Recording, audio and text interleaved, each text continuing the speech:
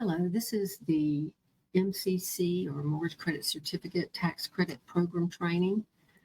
We'll begin with what is the MCC? This is a tax credit that we offer to qualified home buyers that are purchasing a home using following our guidelines. And MCC is just a conversion of our bond authority. You can't use the MCC program with the MRB program. You can use the MCC program with the Smart 6 program.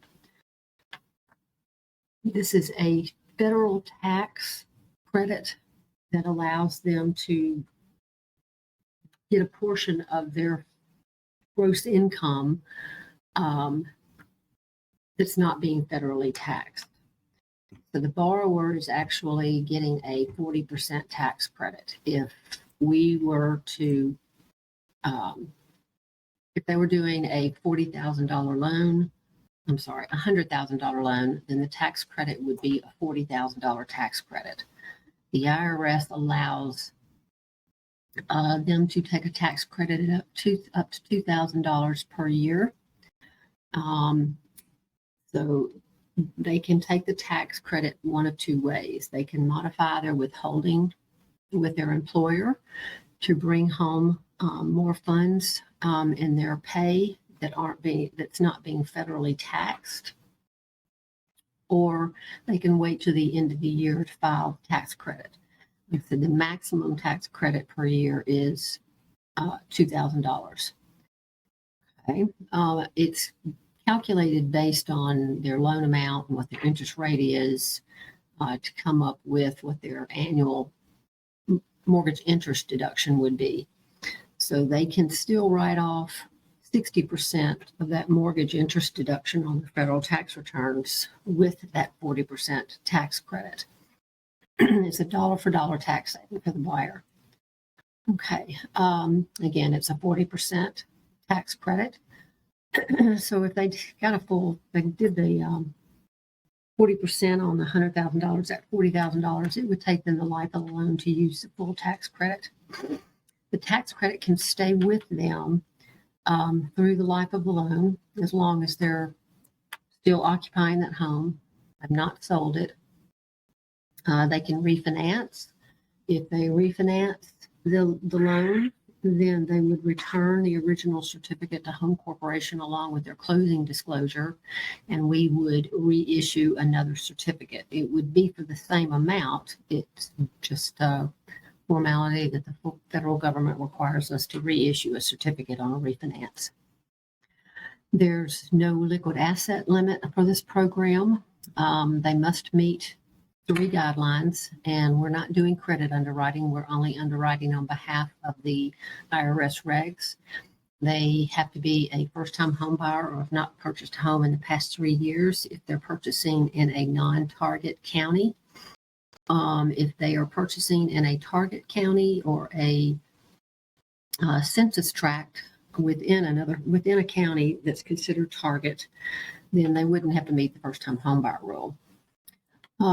This is a borrower typically that's in a moderate income range. It has a tax liability, so they can write off that tax credit. They have to be credit ready, so they have to be able to qualify for either an FHA, VA, rural development, Fannie Mae, or Freddie Mac product. The loan can be a 15, 20, 25, 30-year loan. Now, if you're putting the MCC with the Smart 6 program, the first mortgage has to be a 30-year term. Okay.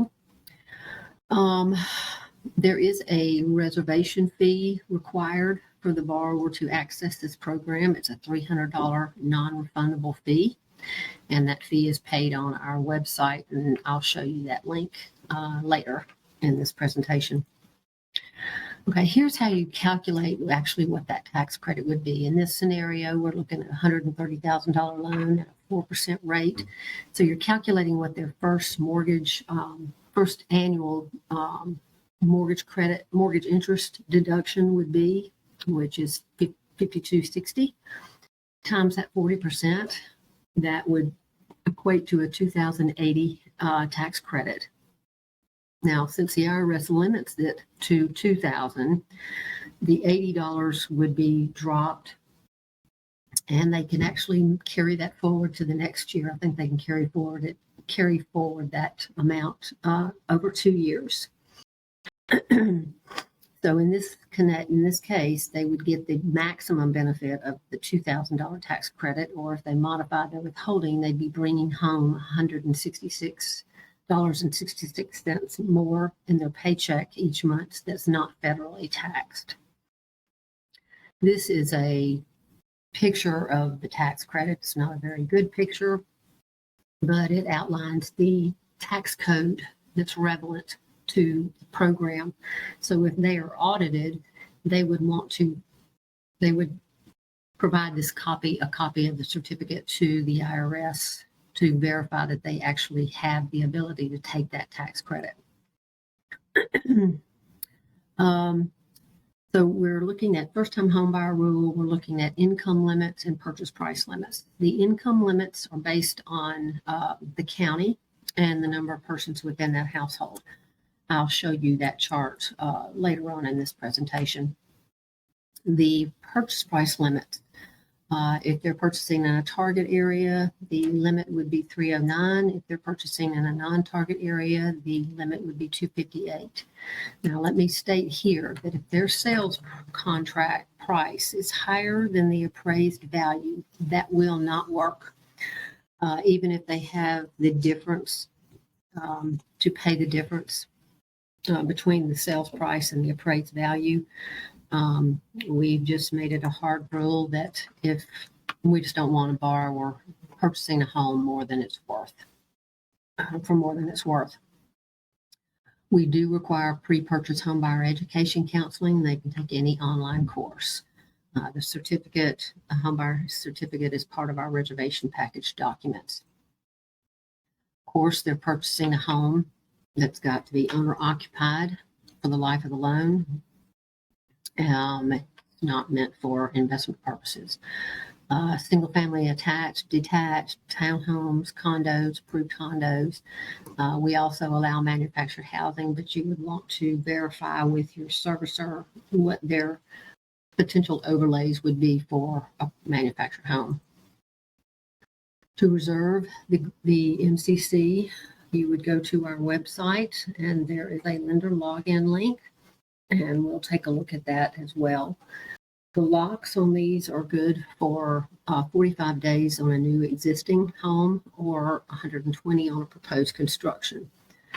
If you can't meet the 45 or 120 day lock period, meaning we've approved the loan and you close by that time frame, if you can't do that, then we allow for extensions. We'll grant a 30-day extension for a $50 fee, and it's also paid on our website. Okay, let me get this up a little bigger. And I went too far. 1 second. Okay, you're reserving the loan on our system, and then if you are using, for example, if you're using a Fannie Mae HFA Preferred or the Freddie Mac HFA Advantage product, the credit qualifying borrower, if the income is at or below 80% of the AMI limit that's set by FHFA, then they can receive a lower level mortgage insurance coverage percentage.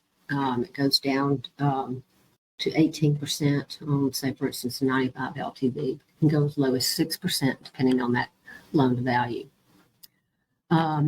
You're reserving the loan. We have 3 packages to submit to us: the reservation package, compliance package, and closed doc package. Once we receive our closed package document back, then that's when we issue the certificate to the home buyer. You have 30 days after the loan closes to upload that closing package to us. Now, as same as our mortgage revenue bond program, these guidelines are identical as far as calculating income. We calculate income from January to December of this tax year. If you have someone that has bonus, overtime, commission, we can average that up to 27 months of employment. If they have not been on the job for 15 months, we can knock that right off the top of the income. Other than that, it's a fairly simple program. Like I said, if you use it with Smart 6, then the IRS regs trump the Smart 6 guidelines. So if you did use it with the Smart 6 program, you would not be able to use that $110,000 income limit. You would be restricted to the IRS regs. Okay. If you have any questions about the compliance and the underwriting or income calculation, suggest that you contact Major Patton or any of our other single-family underwriters. If you have any issues with the system, then you can reach out to Macy Carney, and she can help you work through any issues you may be having with the system. Now we'll be looking at our website. Okay, our website. If you've not been on our site, the way to get any notices or updates to the system,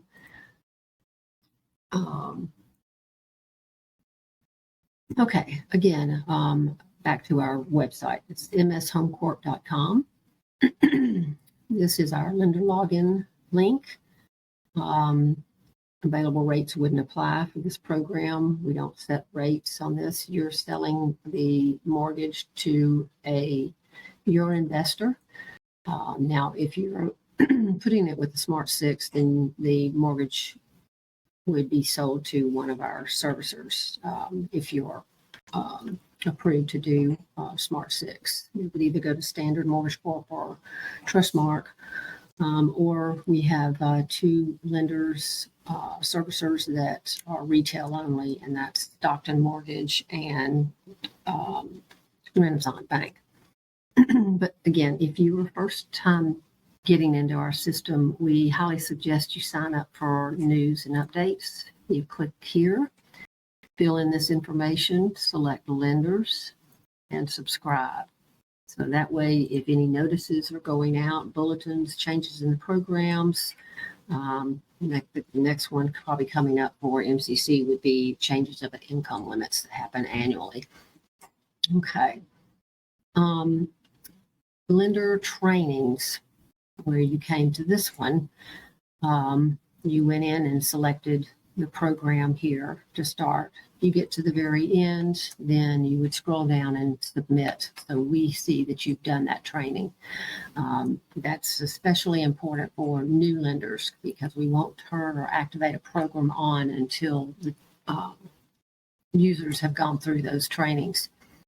We also have PowerPoints for how to work through the reservation system. We also have one for the admins and one for closers and post-closers. Okay. Back under the lender resources link, we'll click over here. This is where if you had to, if you're doing the MCC program, you're going to pay the $300 reservation fee here.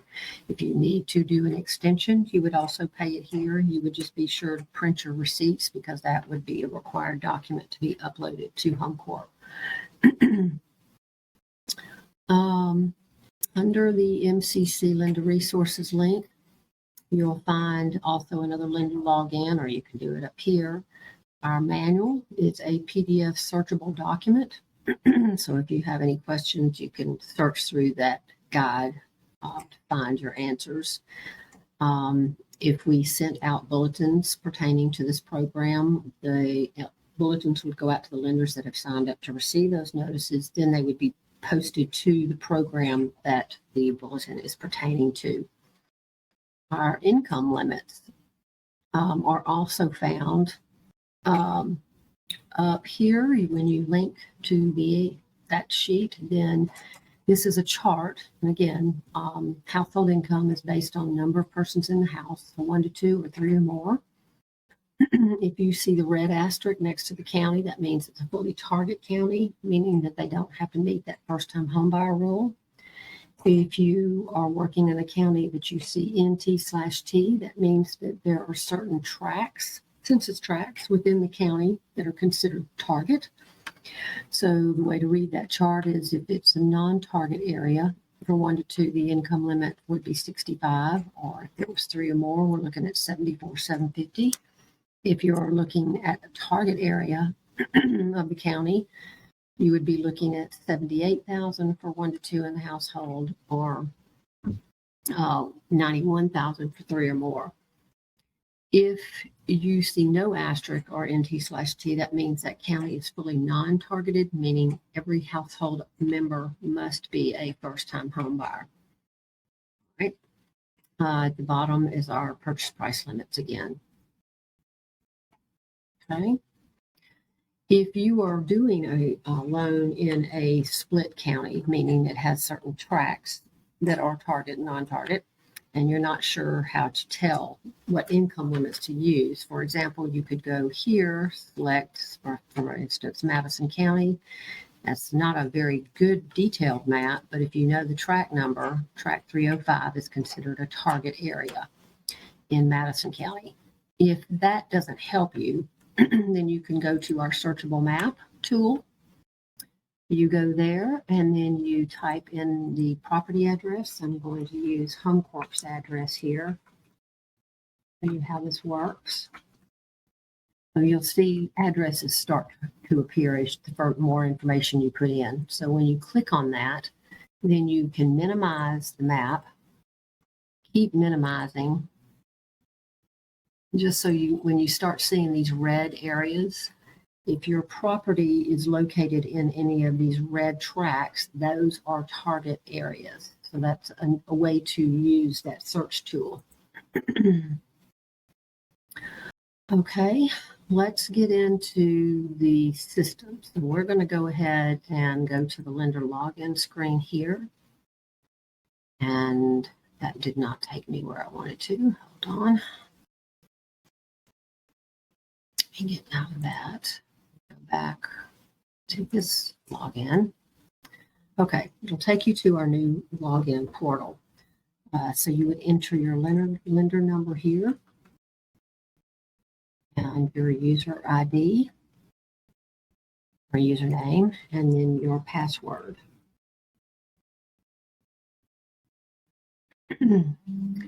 If your password has expired, they expire every 90 days, or you've been locked, whatever the case may be, then you can contact your system admin and they will, they can reset your password for you, or sometimes you should see an option that says forgot password. If you do that, then the system will generate you a temporary password and send it to you via email.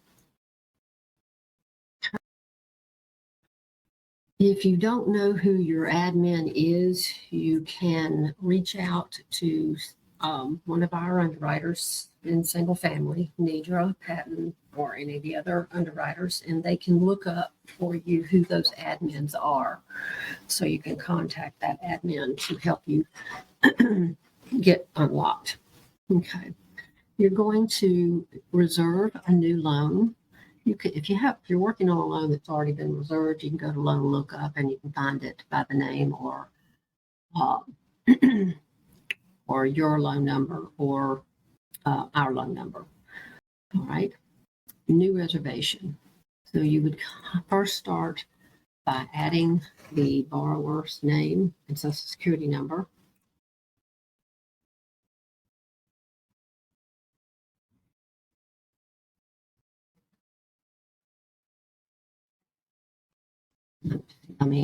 A security number.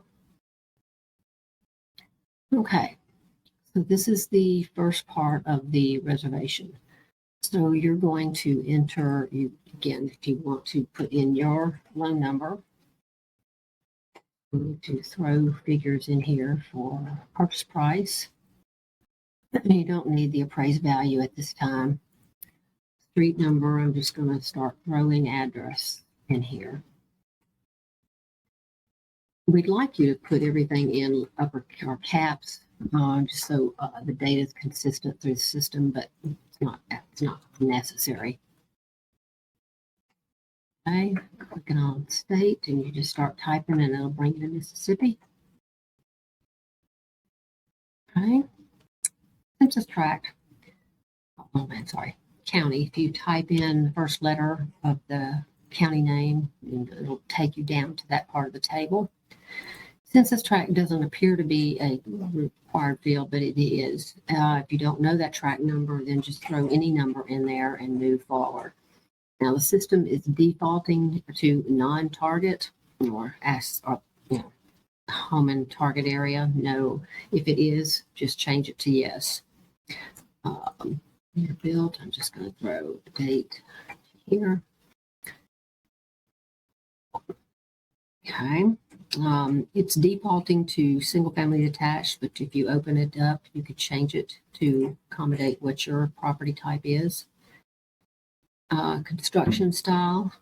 Just going to put existing. Loan purpose is a required field. All purchase. We don't do any other type of loans. Didn't drop in there. Sorry. Okay, purchase. And number of persons in the household. And I'm going to scroll over here and start filling out this information. Present address, it's, let's say, it's a rental, you're renting, X number of years. You'd insert the address.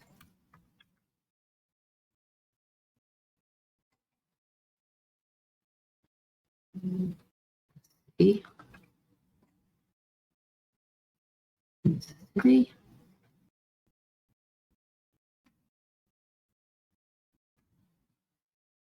You must enter a phone number, person, cell, or otherwise. Must have an email address for this borrower.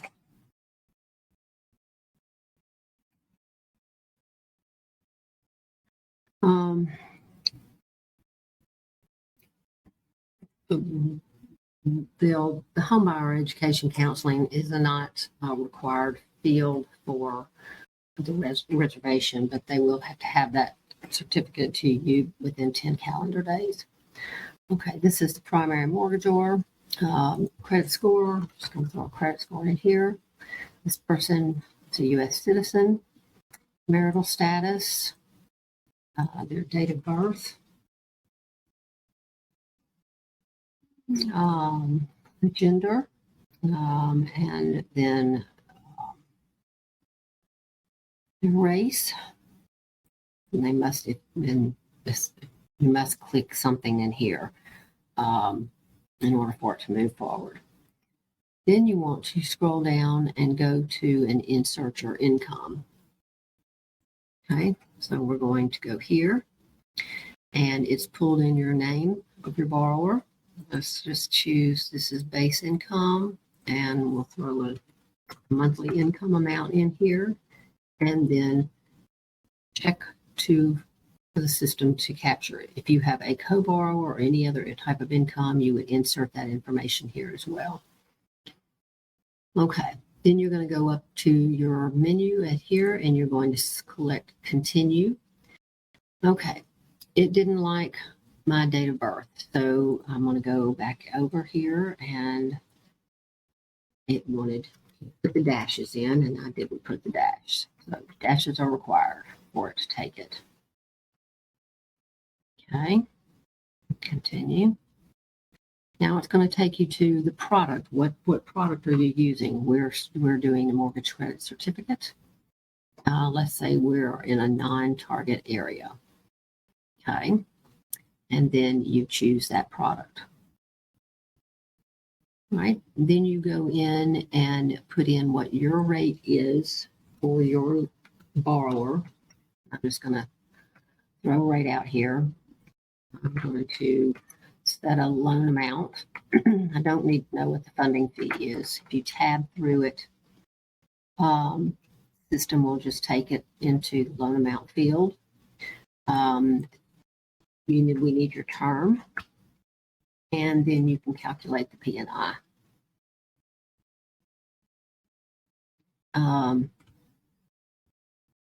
I apologize. It's not going to calc the P&I on MCC because this is not a loan on our side. Okay. And it's done the calculation of what that 40% tax credit is. In this case, for a $145,000 loan, it equates to a $58,000 tax credit. It will take them the life of the loan to use that full tax credit. You can use housing assistance for teachers with this product as well. So you could actually use Smart 6, get the $6,000 second, and then if they qualify for the teacher's product, they could get another up to $6,000 to help towards their down payment and closing costs. And of course, that's all due to the availability of funds for that program. All right, so we've entered that information and we're going to continue. Okay, it's giving you what your expire date is. So we're not rate blocking since we're not doing the rate. We're not setting rates for these. And you don't actually have the reservation until you hit submit. Okay, so you're done in your reservation piece. Now, the next step would be going to the print forms. You have the option to print individual docs if you like, or you can go to our document set. And if you click on that, then it will generate a set of documents for this program. Some of them you may not need. We'll take a look at that in a minute. So it's dropped in your borrower's name and our loan number. And you're going to be sending me the reservation confirmation, our checklist, the receipt for the $300 fee, your loan application, your sales contract, recapture, and the homebuyer education counseling certificate. Okay, so that has to be to HomeCorp within 10 calendar days of your making the reservation. And then this is your compliance packet. This is the meat of the package that we're going to use in order to approve your loan. So you need to get that to us before your 45-day lock expires. And you need to make sure you're giving us time to turn the loan around. We ask for 3 business days to turn a loan around. If there's conditions, we're going to add an additional 3 business days. So make sure you're getting the package uploaded to us with enough time to cover you and hopefully not have to do an extension on your contract. Okay. Closing package after the loan closes, this is what comes back to HomeCorp, uploaded back to us, and then we start issuing the certificate for the borrower. Okay, this is the MCC disclosure. Again, it kind of gets very similar to our borrower certification, meaning that it's outlining the guidelines for the tax credit. These are all PDF fillable documents too. So if there's a field that's blank, you need to complete that data. Right? And then it's executed by your borrower, co-borrower. If you're using a non-occupying co-borrower, co-signer, they don't execute these forms as a borrower. Only occupying borrowers will execute these documents. This is another form that gives you more guidelines on the qualifying. You're putting the current address. This will automatically generate the purchase address that they're buying. This has defaulted the sales price amount in here. You will circle one of these two, either the 309 or 258, depending on target, non-target. The second page, you would put what you've calculated that borrower's or household income to be, and it's executed by your borrowers. This is our income calc worksheet. So we're looking for primary wage earner, secondary wage earner, again, household occupants, and then any other sources of type of income. If they're self-employed, we require 2 years federal tax returns and their W-2s. And we would do an average based on, you would provide us with a current profit and loss statement, and then we would do an average of that income to give us an annual number. This is the MCC worksheet. So again, we calculate based on what the loan amount is, based on what your rate, that gives you your first year's monthly, year's mortgage interest. And then multiply that by 40%, that gives you your reduced tax liability. Again, if it's over 2,000, 2,000 is the max. If there's anything over that, then it would carry forward into the next year, possibly 2 years. So you'd put that amount here. If you divide it out by 12, that will give your monthly savings. If it's $2,000 tax credit, that's $166.66 monthly. That would be accomplished by modifying their withholding with their employer for them to recognize bringing home that additional money in their paycheck that's not being federally taxed.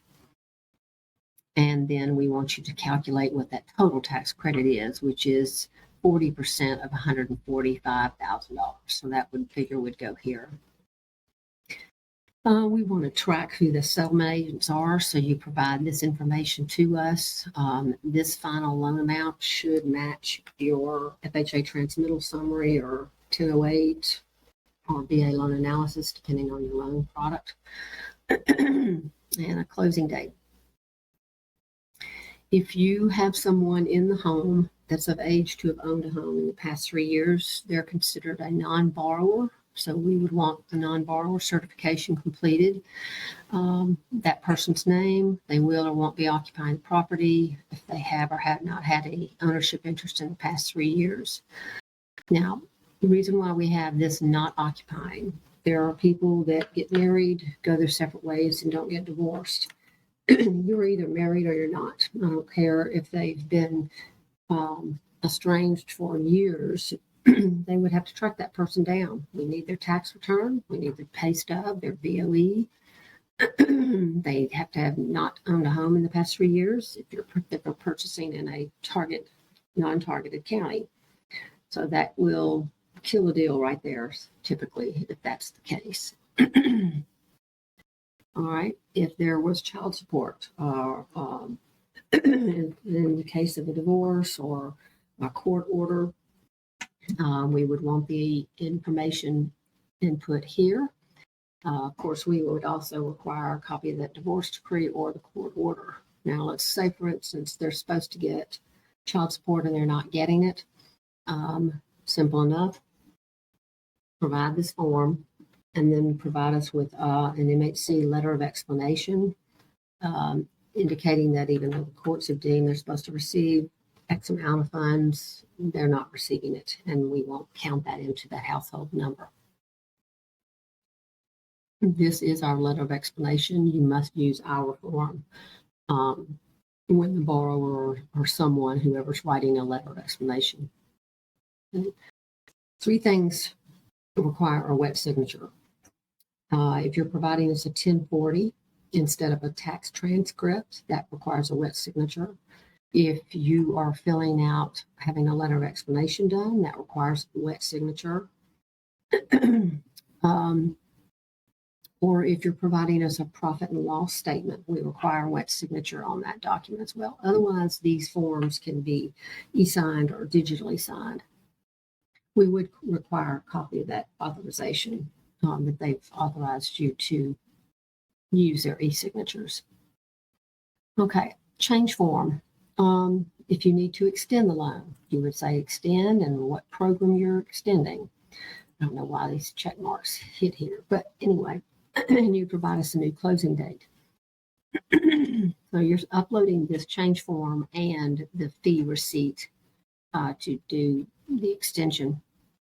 If you're changing a loan amount, you would indicate this here. You provide us a new transmittal summary, for example, to coincide with the change.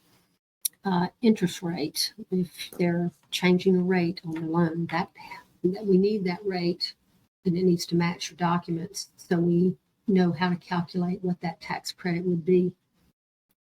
They can keep a reservation. Let's say a property doesn't qualify, or they can't get a good appraisal on it, or the seller refuses to make repairs, whatever the case may be. They can keep the reservation and go find another property. So you would change the address, provide us new docs for that information. If your borrower wants to go to another lender, you can actually transfer the reservation they have to that lender, letting us know who they are and what city they're located in. If all else fails and this loan is not going to work, then you would select cancel, give us a reason, upload this, and then back on your menu on the system, you would select cancel reservation. For the closures, this document must go to the closing table. So this must be executed. You would provide the date. There's a form, that commitment application 2-page document that we looked at previously. Whatever date that was signed, that's what goes in this date field. And then you select one of these two options. That they reviewed the application for certification, then it's executed by your borrowers and dated. So that's all the forms under the doc set.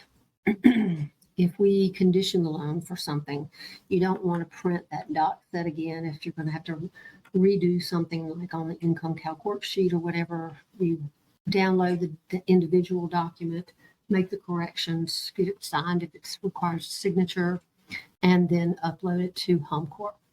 Okay. So you go back over here under Manage Documents. This is how you're uploading the documents to HomeCorp.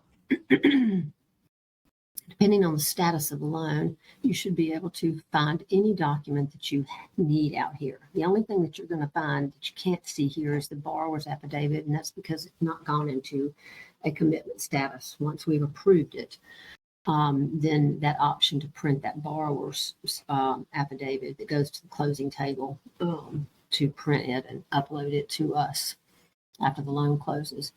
So you would either use and select all to do print index sheets. So if you're sending us a lot of documents, that would probably be the best way to do it, is to do it by index sheets. So if you selected all, then it would put check marks next to everything that you'd be sending us. You want to print those index sheets, put the index sheet on top of each form that it's applicable to, creating yourself a stack, then scanning that stack of documents into your system, coming back here and doing a select here, and then you would have the option to upload. If you're uploading an individual document, then you would just hit the upload here. It'll take you to, for you to find that document wherever it is on your system, and then upload. Once documents are uploaded, you'll start seeing the word latest out here. So you can actually go out and see what the latest document that you've uploaded to us was. And that takes care of your uploads. Okay. All right. I will note that you see this option to modify a reservation. Once you've submitted the loan for a reservation, it will not allow you to do a modify. The only way that you would get the option to modify a record would be prior to you submitting it to us to get the actual reservation. Okay. If we were to condition a loan, then when you get into the record, it will actually show you what those conditions are. It would list them here. As you're satisfying those conditions, you would just submit to us for us to review the documents. Again, everything's worked on a first come, first served basis. We don't put loans in front of other loans, regardless of your closing time frame. Again, you need to make sure you're giving us time to turn those conditions around. We receive an email for every single document that's uploaded. So even if the loan were to have been assigned to one underwriter and that person's not available that day, someone else is picking that loan up and reviewing it. So the loan won't sit, but you may not hear something back for 2 or 3 days. Again, the 3 days being the max for that. Okay. If you have any other questions relating to the MCC program, again, please don't hesitate to contact us, any of the underwriters. One last thing is under the MCC program, every lender is required to report what they've originated in tax credits each year. Certain individuals would actually have an option in this side menu. Typically, it's the corporate level. There would be an option to print or provide your 8329, and that's done each January the next year. So you'd be reporting on what previous year's tax credits were generated. The bar or that we've issued a tax credit for one of your particular borrowers. We will do a reminder at the first week in January because the 8329 is to be reported to the IRS by the end of January of each year. So we appreciate you participating with Home Corporation. And again, we're here to help you in any way we can. Thank you very much.